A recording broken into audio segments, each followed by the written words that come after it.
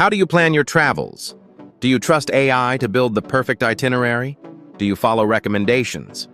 Top 10 places, travel influencers, or simply your instincts? Because today, there are two kinds of travelers emerging. The first wants certainty. The second wants discovery. One traveler lets AI optimize every step. The other leaves room for chance. And strangely, both of them may arrive at completely different versions of the world. Daniel. Daniel plans everything. Before his trip even begins, AI has already built the perfect schedule. Flights optimized, hotels selected, restaurants rated above 4.7 stars, shortest routes calculated down to the minute. His phone knows where he will eat before he even feels hungry. And honestly, it works beautifully. No confusion, no wasted time, no missed trains, no bad hotels. In 10 days, Daniel visits more places than most tourists visit in 3 weeks. The machine turns travel into efficiency. And for many people, that's exactly what they want. Elias. Elias travels differently. He books only the first 2 nights. Everything else, he figures out later. No detailed itinerary.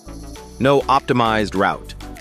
Sometimes he chooses places simply because someone at a cafe mentioned them.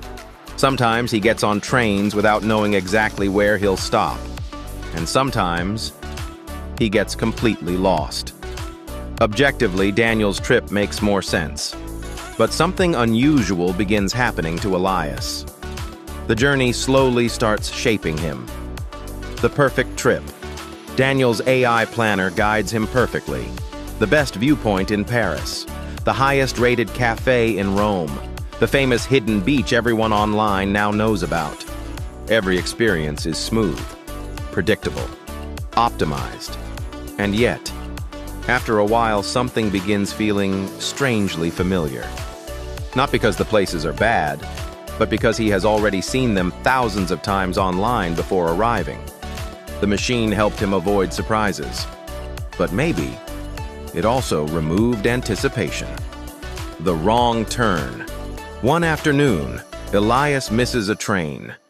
No optimization algorithm would recommend this moment. It ruins his schedule completely. While waiting at a small rural station, an old shop owner invites him inside for tea. They cannot fully understand each other's language, but for 2 hours they talk anyway. Years later, Elias barely remembers the famous landmarks from that trip.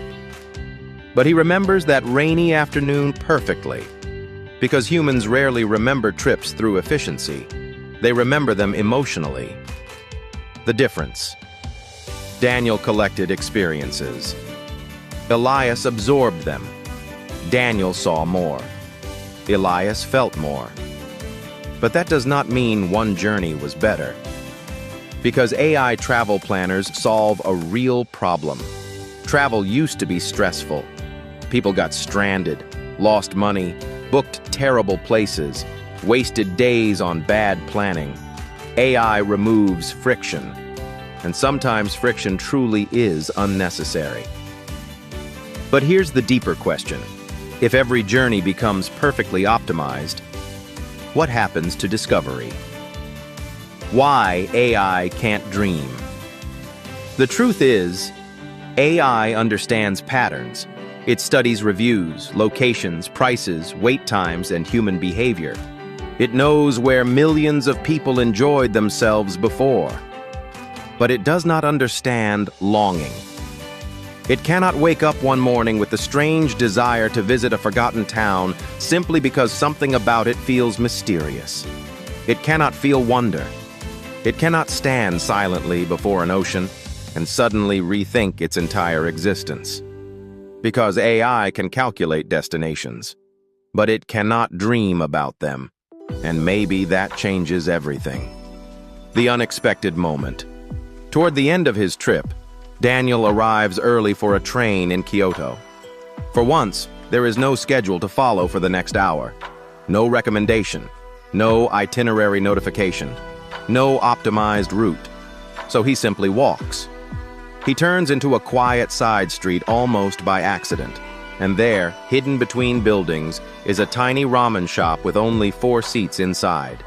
No viral videos, no long reviews, no must-visit ranking, just steam rising quietly into the winter air. An old couple runs the place.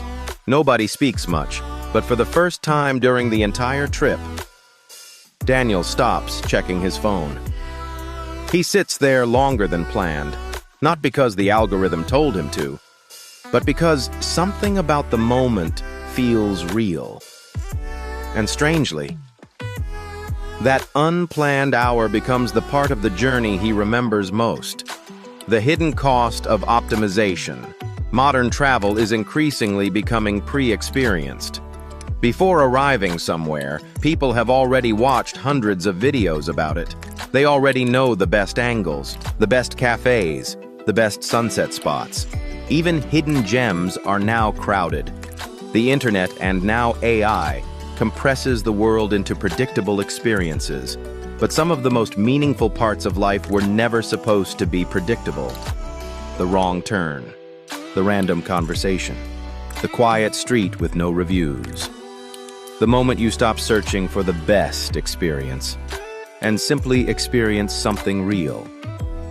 The truth about both journeys. Maybe this is not a story about technology versus humanity. Maybe it is a story about balance. Daniel's journey was smoother. Elias's journey was deeper. One maximized efficiency. The other maximized surprise. And perhaps the future of travel is not choosing one over the other, but understanding what each one gives us. Use AI for logistics. Use it for translation. Use it for safety and convenience.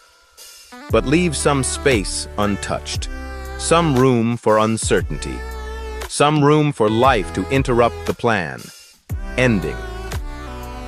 Because travel was never only about reaching a place. It was about becoming someone slightly different after arriving there. And no machine, no matter how intelligent, can fully decide what will move a human soul.